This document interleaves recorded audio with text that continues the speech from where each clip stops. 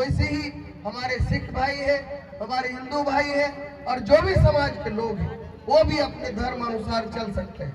इसमें कोई दो मत नहीं है।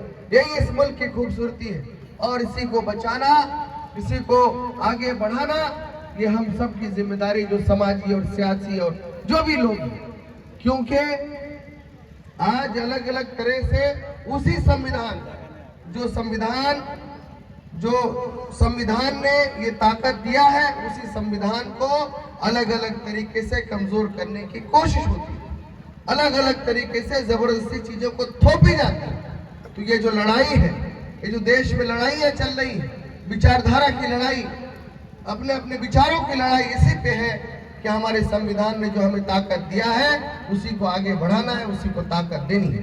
आज अगर ये इदारा खुला हुआ है, आज अगर ये इदारा यहाँ पे मौजूद है और इदारे के लिए आप तामीर और तरक्की के लिए मदद मांग रहे हैं और इदारे को आगे बढ़ा रहे हैं, ये भी हमारे संविधान ने वो ताकत दिया है, उसमें लिखा हुआ है आप अपने अनुसार इदारे को खोल सकते हो, उसको आगे बढ़ा सकते हैं।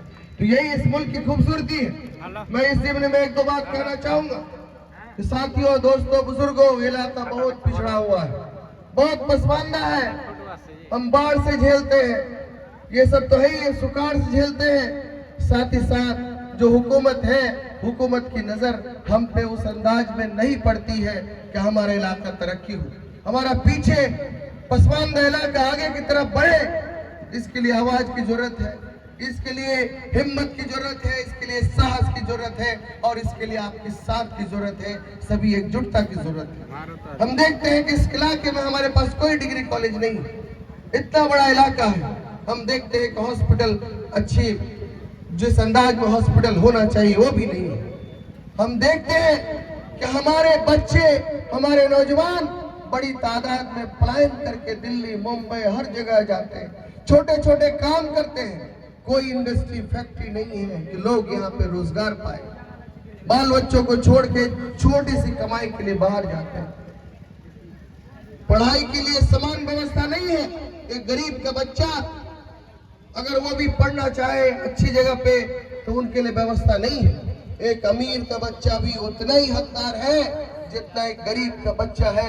समान शिक्षा व्यवस्था होनी चाहिए हमारे मुल्क में, ताकि सभी को अवसर, बराबर का अवसर प्रदान हो और उस अनुसार वो आगे बढ़ सके। ये व्यवस्था होनी चाहिए। ये तमाम ऐसी चीजें हैं जिसको लेके हम लोग गाहे बगाहे लगातार बात करते हैं, लगातार आवाज उठाते हैं, आंदोलन करते हैं, अपनी शक्ति अनुसार आपकी ताकत से आगे बढ़ने की कोशिश करते हैं। लेकिन उस कोशिश को अलग अलग पैमाने पर दबाने की लगातार कोशिश होती है। साथियों, दोस्तों, बुजुर्गों, बहुत सारे ऐसी शक्तियां हैं, बहुत सारी ऐसी ताकतें हैं और बहुत सारी ऐसी विचारधारा है इस मुल्क में जो आपको आगे बढ़ना देखना नहीं चाहते, इस इलाके को आगे बढ़ना देखना नहीं चाहते।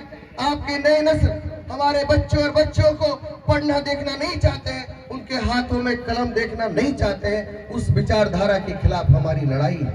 हमें आगे बढ़ना है, हमें भी तरक्की करना है, इस इलाकों को भी आगे बढ़ना है। इस इलाके में भी इंडस्ट्री, फैक्ट्री लगनी चाहिए, यहाँ भी इदारे होनी चाहिए, यहाँ भी यूनिवर्सिटी होनी चाहिए। यही हम लोग की शक्ति है और इसी के लिए लड़ाई है, और इसी लड़ाई को लेकर हम लोग आवाज बुलंद करते हैं। चूंकि फिर एक बार कहूंगा, ये मंच कोई सियासी मंच नहीं है, लेकिन समाजी एतबार से, इलाकाई एतबार से हम लोग जानते हैं क्या क्या कमियां हैं, क्या क्या दिक्कतें हैं, क्या क्या परेशानी है। आपको कितनी जिल्लत का सामना करना पड़ता है ब्लॉकों में, कितनी जिल्लत का सामना करना पड़ता है आपके थानों में, इलाकों में कोई आपके लिए सुनने वाला नहीं होता है।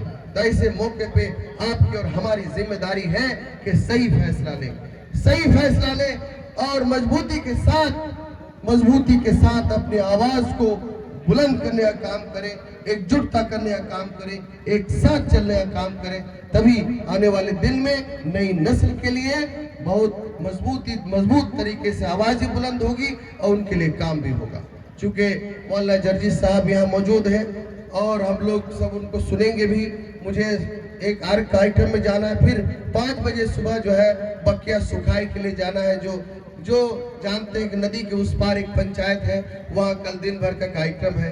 मैं आपसे यही बात कहते हुए कि ये इलाका हमारा इलाका है, जहाँ मेरी पैदाइश हुई है, जहाँ लगातार लोगों के बीच रहा हूँ, अब चूंकि अचानक ऐसा मौका आया है कि हो सकता है कि आपके बीच बहुत जल्दी बहुत एक एक आदमी से मिल पाऊं ना पाऊं, लेकिन आपकी और हमारी जिम्मेदारी है कि हम आने वाले दिन के लिए एक सही और मजबूत फैसला लें और अच्छे से फैसला लें, सोच समझ के लिए, आने वाले भविष्य के लिए, मुस्तकबिल के लिए हम सही कदम उठाएं, आगे बढ़े मजबूती के साथ। और जो विचारधारा और जो सोच लेकर के हम लोग आगे बढ़ रहे हैं, उसके लिए आपको आपकी सहायता, आपकी मदद, आपका सपोर्ट और आपका ताउन और आपका हर कदम में मदद की सख्त जरूरत होगी और उसके लिए आपको खड़ा होना पड़ेगा।